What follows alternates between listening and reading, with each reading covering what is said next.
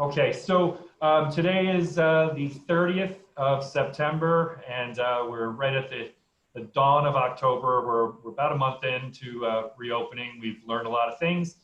We started out with our phased reopening of 7 days and fully remote, and we moved just recently to our hybrid. You know, all of these different machinations, I think, have continued to teach us a lot of different things. So I have a few updates for the committee. And then certainly, as we always do, I'll just give the floor to all of you to see if we have any additional updates or things that we need to consider as we're moving forward. The shift, I think, from remote to hybrid went fairly smooth, thanks to a lot of the preparations and pre-work that went in. Certainly, it's a different type of an instructional environment. When you were in fully remote, it was a singular space where the instructor was interacting with their students, and it was fully focused in that arena. Now, as we move into hybrid, we know that the challenges ratcheted up. You have students in front of you physically, and then you have students who are on the instructional space in the remote world. So teachers are doing, in my opinion, an amazing job all over to try and meet these challenges. And I said this yesterday to somebody, this is really the first time in history that really we've ever been doing this. So every day is a new day, and every day I think we get stronger at it. And you know, our teachers, they've been amazing in taking on these challenges and moving us forward. Our support staff as well, in coming to the rescue and helping in every way possible to keep us moving forward. So great job by everybody there. And as we move forward, I think we'll also continue to get better.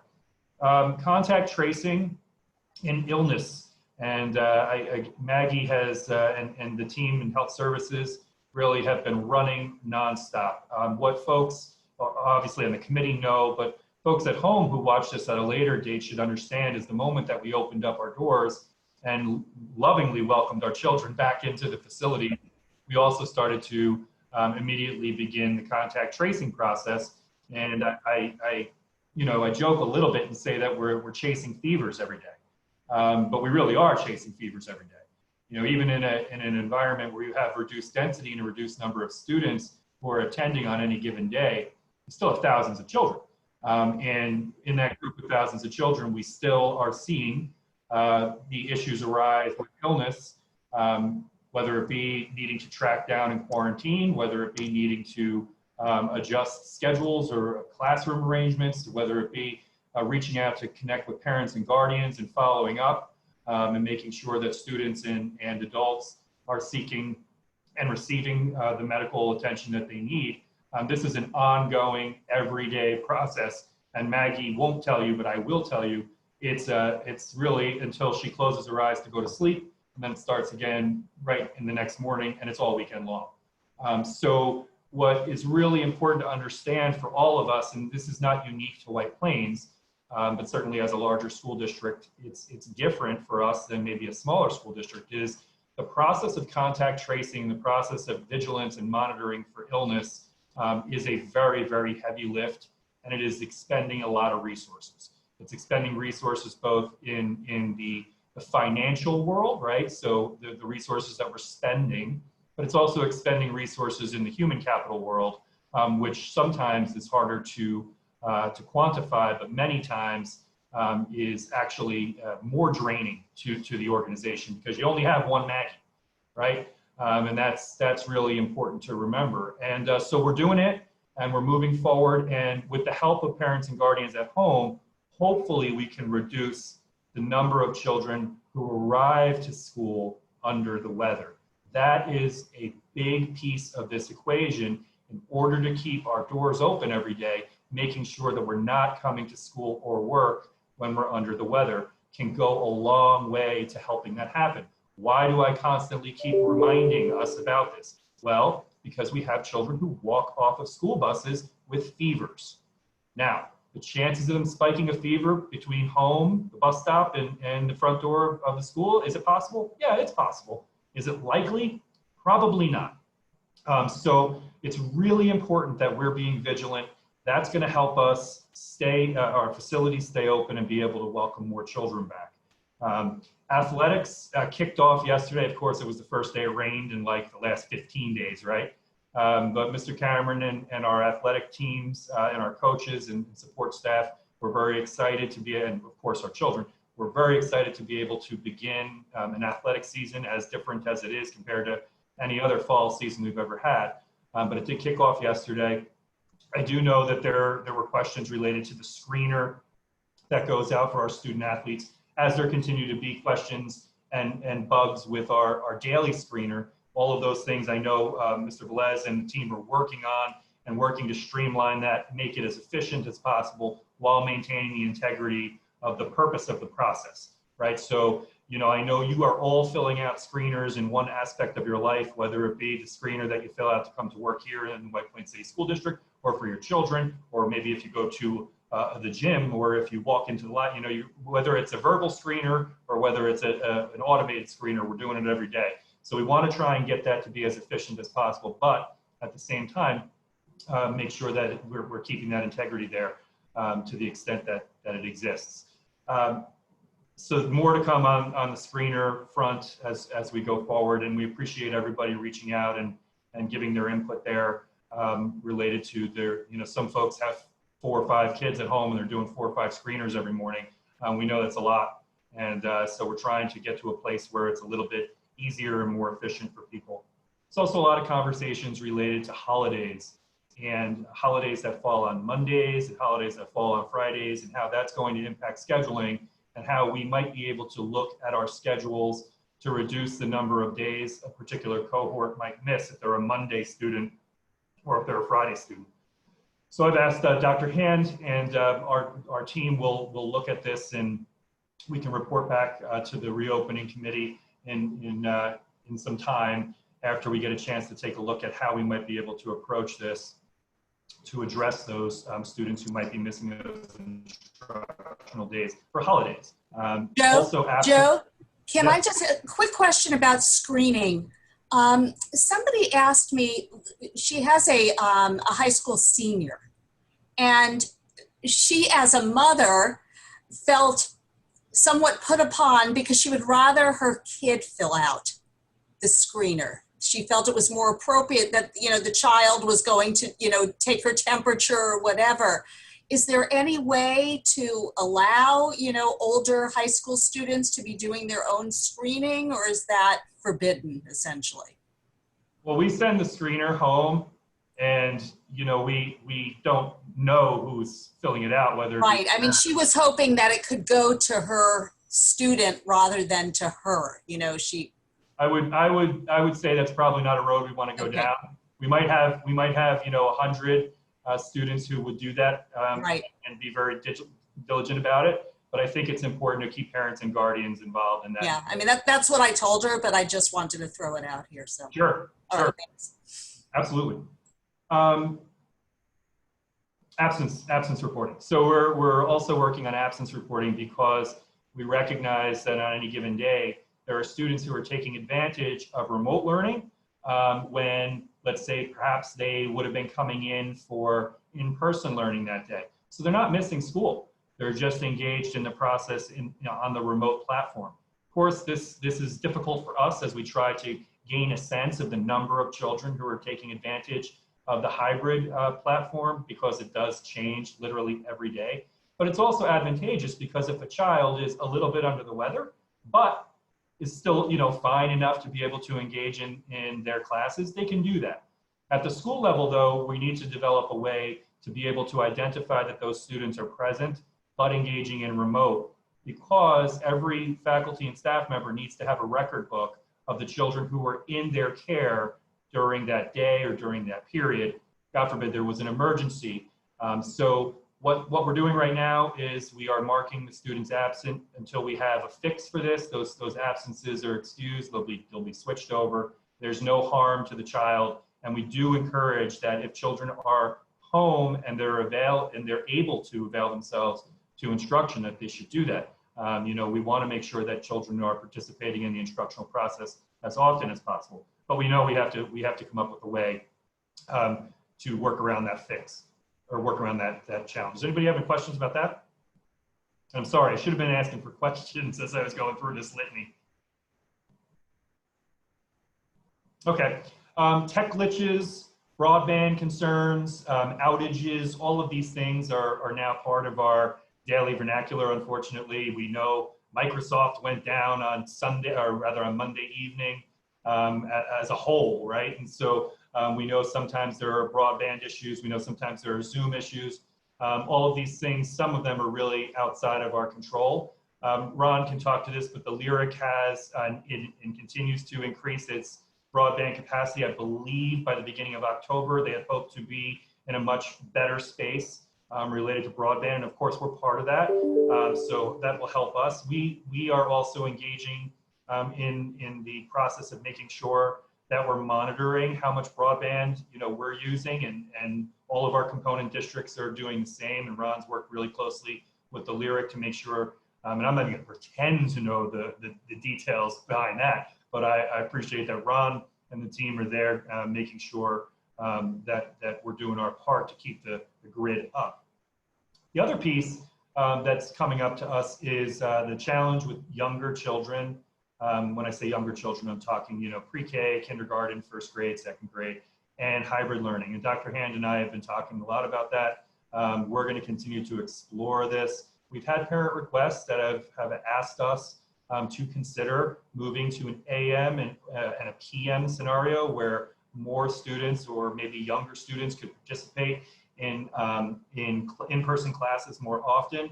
I know this committee has studied that, and and I'll ask Dr. Hand to talk a little bit about it, just so that the community gets a sense of what we found when we were looking at it. But I think that we want to continue to look at our numbers and continue to look at how our plans are rolling out. And any way that we can make improvements, we'll definitely do that. So, Joe? Yep. Sorry, related to that, and sort of going back to the question of students sometimes staying home. I mean, it's very hard then to track numbers of students who are in the classroom if randomly kids are choosing to stay home. I mean, it's one thing to have a stomach ache, but another thing to just decide, they're waking up late or they don't feel like actually going to school. So I don't know if at some point we need to, I hate to say be stricter, but try to get a handle on, how many students are in that kind of situation, which may affect then the ability of other students to be in the classroom more often. So it's a great point, Cheryl, and I don't disagree with you related to the complexity. The legal aspect is still a question that remains, and what ability do we have to exclude students from the educational process? It's one of those unintended consequences of creating this two-tiered system, where we have asked parents and guardians to commit, and we certainly understand if circumstances change at home, and they need to change their mind, and first I was hybrid, but now I'm all remote, or first I was all remote, now I'm all hybrid. But it's the daily fluctuation that really presents a problem for us right now in terms of getting a handle on the number of children that we can predict to be here on any given day. We're still looking at how we might be able to work through that. For larger school districts, it's definitely more challenging than a smaller school district, and I'm talking with my colleagues about the same issues as well. So, we might be able to find a way. Right now, we're really asking for parents and guardians to, pick one and stick with it, so that we know what we're looking at here, and just, for their understanding, for people watching this later, if when you pick one and you stick with it, you may allow for other things to be able to happen for other people. That's something that you kind of put in the back of your mind. So if you decide you're going to be fully remote and you're going to stick with fully remote, that might, reduce the density and might down the line allow for more children to enter facilities. But if we can't get a handle on the number of kids who are going to be in the facility on any given day, it's going to make that process maybe all but impossible. Thanks, Cheryl. That's my update today, and I just want to, as always, go give a quick ability for folks to just go around the room real quick. I'll start with Deb Algarten and her team. I don't think we really have anything new to report, Dr. Ricca. We do have staff who are participating in the after-school support group, so that's good. We'll send that out again so that people remember to sign up for the weeks coming. But other than that, this is our second Wednesday. We'll debrief it again and make sure that we're hearing both the positives and the concerns and problem solving that information. Thanks, Deb. I should have also mentioned the Youth Bureau just opened up another childcare opportunity for community members as well. So again, continuing to build more opportunities for community members. Hopefully in the future, we are also partnering with other community-based organizations to be able to help folks identify childcare centers if they're still in need. So that was good to see with the Youth Bureau. And I don't know if you folks have anything. No, Dr. Ricca, you really covered all of it. I don't think there's anything more to update. Thank you. Frank, anything from F&O? Well, good morning, everybody. Our biggest concern now is after school on some of the schools. We have our security person now that we're moving during the day now, and he's going around to the 3 secondary schools to try to move people and make sure they're social distancing. We're having an issue with litter, which we're addressing also. So we're working on it. I never saw the crowd so much lately, but after school seems like everybody wants to be at our schools. So that's the end of my report. Thanks, Frank. That's a real challenge, and and I don't like to necessarily hit on the numbers, but you've all been watching, and you know that regionally our numbers are increasing. And yeah. I mean, Rockland. And I also wanted to bring up, because I'm getting beat up about basketball courts and rims, that the mayor is adamant that we're not going to be putting up basketball rims because it just promotes people to have organized games on the basketball courts. So that's one of the things I've been, I know the principals want it, but there's no way to secure it after school. And that's the issue that we're having. So, but yeah, not in school, we're having the issues that's out of school, around the grounds. Yeah, you're absolutely right, Frank. And I see it too. And if we put up those rims, we'll be in a world of back to March or something like that. It'll set us back. So thank you for that. Thanks, Frank. Let's see, Dr. Hand, there you are. Hi, good morning, everybody. You were very comprehensive today, so I think you covered a lot of the things that I had written down. I wanted to mention that last evening was the open houses for our elementary schools, and it was the first time that our building principals, administrators, and teachers put together a virtual open house. I'm looking forward to hearing a little bit more feedback, but the initial feedback from last night was very positive. And again, everything that we're doing is pretty brand new, so I appreciate all the effort that went into that. I also want to mention just again, the effort, the attention, and the concern that all of our administrators and all of our teachers are putting into a hybrid model. This is a lot of work.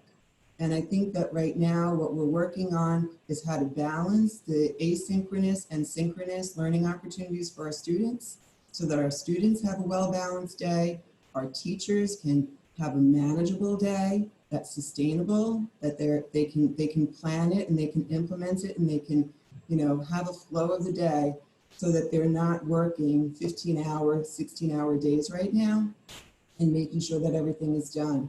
I mean, we get an update from Seesaw, which is just one of the learning management platforms that we use. And in one school, there were 11,000 posts last week. There were like 6,000 comments. How many parent check-ins? When you think of the volume of the work that's being done, it's pretty incredible. So I just want to say that we're getting feedback from parents, whether there's too much synchronous learning or there's not enough. And I also need to mention that asynchronous opportunities for children to learn are positive opportunities for children to learn. If you're watching a pre-recorded video or a screencast of a lesson, that's an asynchronous opportunity. If you're reading, a text, that's an asynchronous opportunity. If you're watching a video that's content related for science or social studies, that's an asynchronous opportunity, but those are the same opportunities that you would have if you were in-person learning. So I think that we really need to work on the balance so that the balance is appreciated and appropriate. You had mentioned the attendance. I also mentioned attendance last week. And right now we have in-person rosters and we have at-home learning rosters. So you have virtual roster and you have an in-school roster for your class for the day. If your child is supposed to be in school and your child stays home to learn for that day for whatever reason, it's going to go in as an excused absence, and then there's a notation written in Infinite Campus that says that the student is learning remotely. And then that attendance can be reconciled by the end of the week. But the important part, like Dr. Ricca said, is that we need to know an account of how many students are in school on any given day in any class, so that in case of emergency, we know where everybody is. So we're continuing to work on that. And then I know that Dr. Ricca mentioned Monday schedules, and this has been coming up too. And I did a little bit of an analysis. And when I'm thinking of, like, if I'll just give you the example of the elementary students. So right now, the elementary students have Yom Kippur, Columbus Day, Martin Luther King Day, and if we get to Memorial Day, they'll have Memorial Day off in this model if we get to Memorial Day. If you're coming on Mondays and Tuesdays, you don't have any Tuesday holidays at all through the year right now. And then on the Thursday, Friday group, they are going to hit Thanksgiving Day, Christmas Eve for Thursdays, and on Fridays, it will be Thanksgiving Friday and Christmas. So if we're looking at those two groups, a Monday, Tuesday group and a Thursday, Friday group, the Monday, Tuesday group right now has 4 days that are non-school days, and the Thursday, Friday group has 4 days that are non-school days. So they're equal. If you go into half days, then the Monday and Tuesday group, there's 2 half days on a Monday and 1 half day on a Tuesday, and then 1 half day on a Thursday and 1 half day on a Friday. And we also, if we continue this model into any weather that could have snow days, that could impact it too. So I think what the message that I want to get out there is that we're closely watching it, and when you add it all up, it's not even, but it's not remarkably uneven. So I think we just need to be careful of where we move forward, because if we also have to close for a day and we have to close on a Thursday or a Friday, that would also make up a day. So I think the balance of days is important to us, but I think you just have to look at it as a, as a whole picture, and that's what we have been doing. So I just wanted to mention that. But I have the, I have the workout for all of, the work,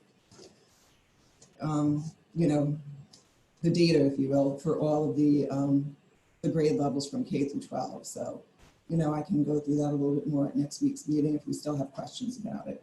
And then, you had mentioned some of the technology glitches, and technology is something that obviously is very important to us right now, but there are going to be instances where we have slower bandwidth or we get knocked off of a Zoom meeting. The great part of that is it starts right back up for us. And I know that Ron has been on top of it. So I don't know if Ron wanted to add anything else to today's meeting about technology. Good morning. The volume is always a concern of the help desk calls that come in. We have an additional 14,000 customers, namely our parents, that are come on board as customers, and that's a challenge because we have a small staff to begin with. But we're getting through it. The Lyric is helping us as best as they can. And as Dr. Ricca was saying, the Lyric is going to have their bandwidth increases, I anticipate, ready by the first week of October, second week the latest. We have put our contracts in place with the Lyric to double our bandwidth. So that should make things a little smoother in terms of virtual meetings, and synchronous learning and asynchronous opportunities. But things are moving along. We have finished our distribution, the last part of the distribution for the high school this week. We distributed the majority of it last week.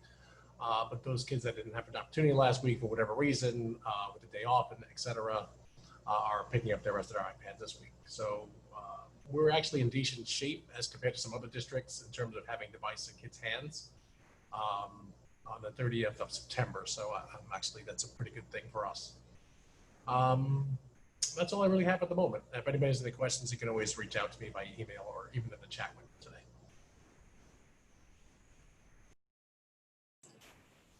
Thanks, Ron. And the other thing is just about the AM/PM. When we looked at the AM/PM early on, I think during the summer when we were looking at the different models, we had considered that, but knowing that it would involve transportation in our district, and we don't have, we're not a smaller district that has one elementary school or a few elementary schools that go from grade level to grade level. We actually have 5 that we rely heavy duty on transportation.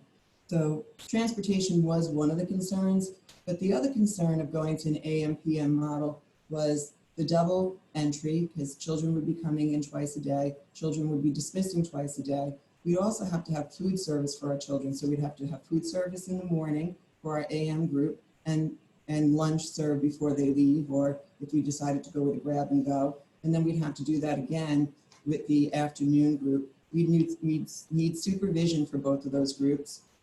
And then we'd also have to change a huge portion of our school day, of the flow of the day.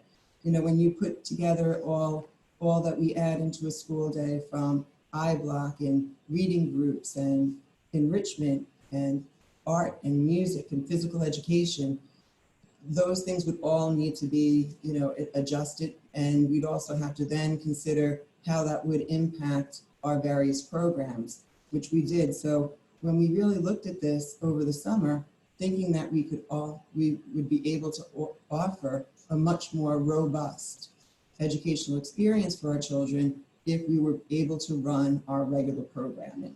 So we'll revisit this and we'll go back. I'll go back to the principals. We'll talk about it at our subcommittee meeting. But I did want everybody to know that we had fully investigated this when we were trying to put our models together and make sure that we were looking at everything from all angles. Thanks, Deb. I have been communicating, well, I know you're aware of this, but so that the committee's aware, I've been communicating the same with parents and guardians who have been talking about the half-day scenario. And I think Deb just did a really great job of encapsulating that. The transition time for those young tigers is almost the time that they would be engaging in instruction in those types of scenarios. So, I think, and we'll continue to share this, and thank you for looking at it again, Deb, with the principals. But that's really important for folks to understand too. Also, the robust nature of the experience that you receive, the educational experience that you receive in the White Plains City School District impacts how this entire framework looks. We offer many, many, many more courses than a number of, and I'm not disparaging any other school district, I'm just, from the size of what you can experience in our district, there's a lot that goes into the day.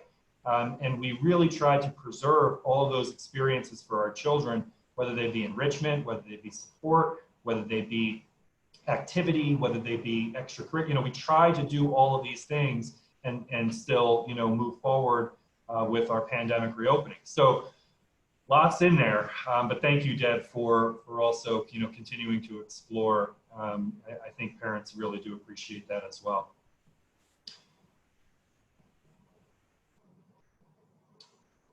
John LaPlaca, I know you have to jump off in 14 minutes. I just wanted to give you the opportunity if there's anything new in the region. Well, we're obviously dealing with many districts right now that are experiencing some cases. They're managing very, very well. The superintendent I spoke to said it's actually good to get it out of the way because now they've had the experience in working with the health departments, understanding the contact tracing. We know a lot more now than we did last spring, so the process is much more fluid. We're losing much less time at this point, so we're getting a better handle on it. The other thing that we're grappling with right now or how to do drills effectively. And I talked about this a little bit last week. So we're putting out some comprehensive guidance today to help the administrators at the building level, as well as the district level, how to tackle that going forward. There are 3 different entities that schools have to conform with, SED, education law, and the fire code. And they all kind of have their own pieces of the puzzle there. Fortunately, we're not doing 12 drills per cohort, because high school would be doing close to 50 drills. But we do have to do a certain number of drills. We have to do drills monthly. We have to do evacuation, lockdown drills. So that's part of the equation right now. So we're going to be working with the building principals on how to do those safely and to make sure that we're in compliance going forward there. But much more to come in the weeks ahead, I'm sure. But tremendous job to the team going forward there. White Plains has been very proactive and gets a A+ thus far. So nice job, everybody. Thanks, John. I know we have folks, we'll go around. I know folks have questions or comments as well. Just a couple of things that are on the horizon. Many of you know that we're required now to populate this dashboard daily that communicates with the State Department of Health as well as the Westchester County Department of Health. We've really benefited from having a strong partnership with the Westchester County Department of Health. This was a surprise to everybody last week, so we're in solid position there. But just so you know, it hasn't, like, the day-to-day policy changes haven't stopped. The governor did also speak about we have at least right now 20 hotspot areas where they're deploying rapid testing to try and stem the spread of COVID-19 in these particular areas. You saw yesterday, New York City is over 3% positive of the population that was tested in the city. And unfortunately, we see those numbers continuing to creep up. Flu shots are important. Everyone should be getting their flu shot. They should be getting their flu shot now. We are advocating that, as we enter into cold and flu season, it will become very difficult to discern COVID-19 absent a test from the regular seasonal cold and flu. So whatever we can do to minimize the potential for flu is only going to be able to help us as well. Maggie, did I hit everything there from the health side? Okay. Yep, and we already did our flu shot for the employees. So we had a day and a lot of people came. So I was very happy about that. So it was a good thing. Yep, yeah, that's great. Okay, so questions, comments, concerns, recommendations. Lisa, I know you had one, right? Yes. Hi, everybody. I actually had just a couple of questions. One specifically was about the survey, and I don't know if this is the right group for that, but I wanted to mention something that struck me odd with the daily survey that I'm receiving from my family. And I understand there's an importance to check in every day and see how everybody's doing at home, even if they're remote. But what's strange about the survey is that it goes through the questionnaire and it asks you if you have any of the symptoms, but then it doesn't allow you to select no and not attending school. So all you're getting from me in my household is not attending school. And it kind of seems silly to be filling out the information because I'm not telling you if anybody is having those symptoms in my house. So I just want to point out there's probably you're missing a piece of information I think you guys are trying to capture with that survey. So I'm just sharing that as a parent. And the other thing is as a high school parent, I just got an email that my daughter is supposed to be taking her PSATs October 14th, but she's all remote. And there's no parameters around how they're going to do that at school and how many people she's going to be around and how they're going to keep her safe. And that is concerning to me as a parent. I'm sure there's parameters. I just don't know what they are. So I'm a little worried about that because that's a big thing as well. And that was it. Oh, thank you for the feedback on the screener related to SAT and PSAT. SAT is taking place this weekend, PSAT is following, and students who are going to be participating in those assessments will be required to adhere to all of the health safety guidelines that we all adhere to on a daily basis. Now, for children of parents and guardians who have selected remote, that's still going to bring with it some apprehension, perhaps, because you are going to be entering into the facility. but the numbers of students participating in the assessments will be in line with what the requirement is related to density, and the facilities that are being the parts of the facilities that are being used will be the larger areas that will allow for a much more spread out scenario. But any parent or guardian, Lisa, or anyone who's watching, if you have any concerns, please feel free to reach out to child's counselor, and they'll be able to talk you through that process as well. Thanks, Lisa. Thank you. Thanks. Anybody else have any questions, comments, concerns, recommendations? Hey, James. Hey, Dr. Ricca, sorry I was late. No worries. Thanks for jumping in. Of course. Okay, great. Well, I do appreciate you taking the time this week. As always, we'll come back next week. We'll have follow-ups on what we discussed this morning, as well as any new information that we have. Lots happening in the district, even though it's virtual. As Dr. Hand mentioned, the open houses, and even though these events are virtual, they're still great events. I was able to jump into one last night, and it was great. It was really great. And teachers and the administrators and support staff are really doing a tremendous job. We'll have more information for you as we come back related to after-school activities when we're looking at the numbers. I know everyone is pining for events like Halloween, and so are we, but we have to really keep a close eye on what our region looks like and where we're at in terms of the requirements and what we're able to do in terms of after-school activities. For instance, on Friday this week, we're looking at this now, speaking with Gina and James and Ms. Buck yesterday about walk bike to school. So we're going to do it differently. You know, we're still going to observe it. We're still going to celebrate it, but we're working out the specifics there. And there's a PTA council meeting this evening as well. American Education Week is coming up. Obviously, we're not going to be able to open the facilities up for people to visit as we have in the past. Although I will suspect that more parents have seen the inside of more classrooms since March of 2020 than all of the American Education Weeks combined. Most parents would probably say, yeah, keep it, Joe. I'm gonna stay home this year. So we will, of course, celebrate education as we always do, but it will definitely be different. Thank you, everybody, and thank you, Rosemary. As always, I want to give you the last word, Rosemary, if there's anything from the board. No, it's just on behalf of the board. You know, again, we have to continually express our gratitude for everything that you all bring to this committee for the better of our students and staff. Please know that we appreciate you, and we just continue to look forward to our partnerships, and one day we'll be on the other side.